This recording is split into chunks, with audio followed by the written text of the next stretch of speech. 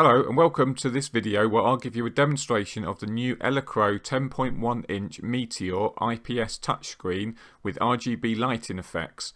It's a great addition to any Raspberry Pi project via its HDMI interface.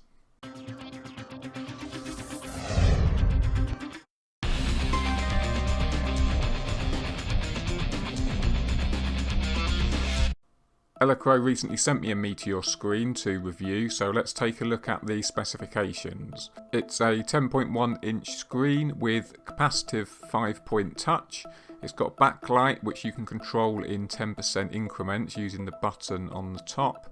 It's got an HDMI input around the back and it will take 1280 by 800 or 1920 by 1080 as well. It's got a 178-degree viewing angle. You can see the dimensions there, and the recommended power supply is 5 volt 2 amp.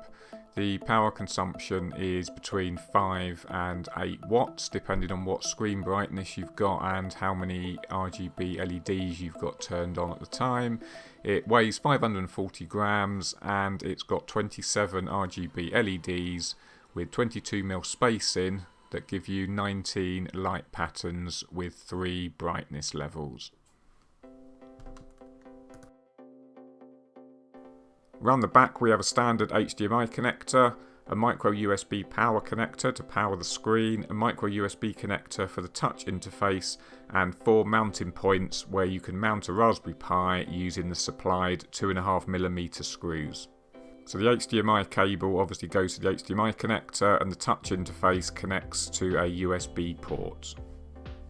So on the top of the case there's some buttons. There's a backlight button for adjusting the screen backlight, a button for turning the RGB LEDs on and off, a mode toggle switch that you can press to change the RGB light levels. There's 3 levels, low, medium and high, and you can move this toggle switch left and right and that will cycle through the 19 different light patterns.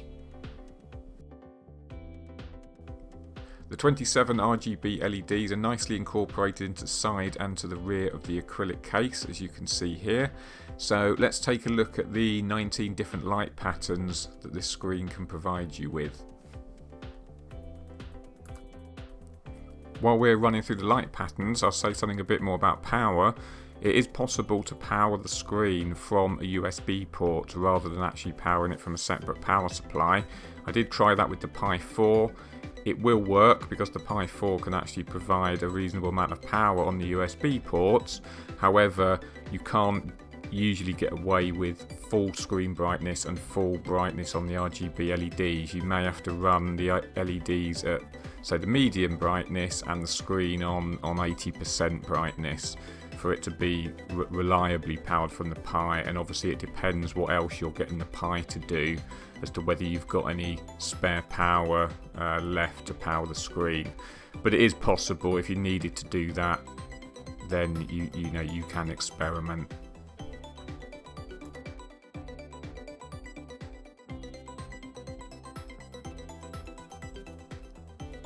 And obviously once you get to the last light sequence, it will just cycle round back to number 1 and you're back where you started.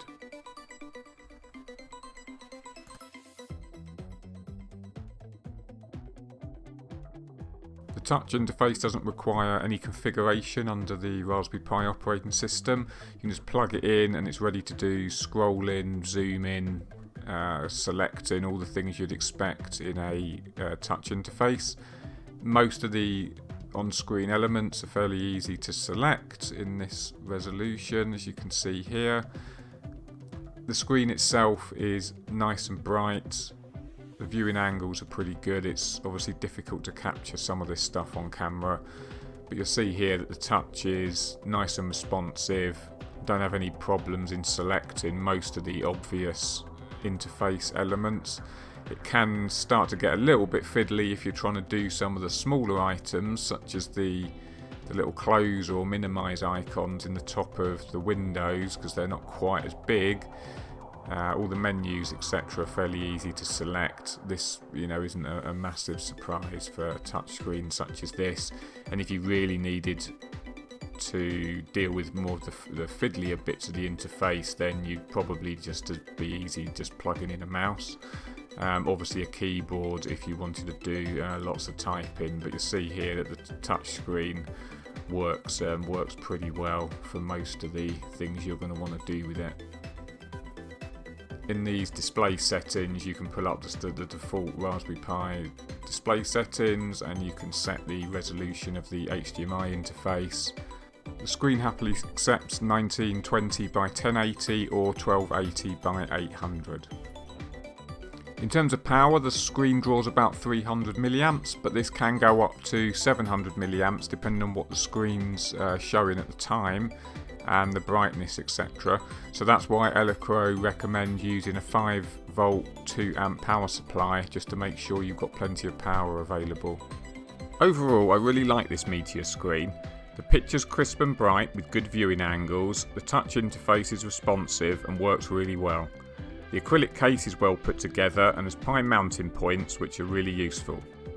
The HDMI input means it can be used with other devices such as PCs, laptops or other single board computers. The feature I really wish it had is the ability to control the RGB lights from the Pi itself in code, perhaps via an I2C interface. That would be really cool, but apart from that, it's a great screen and a useful addition to a Pi setup. If you want any more information about it or want to buy one, then please check out the links in the description below. Thanks for taking the time to watch, and please consider subscribing to my channel.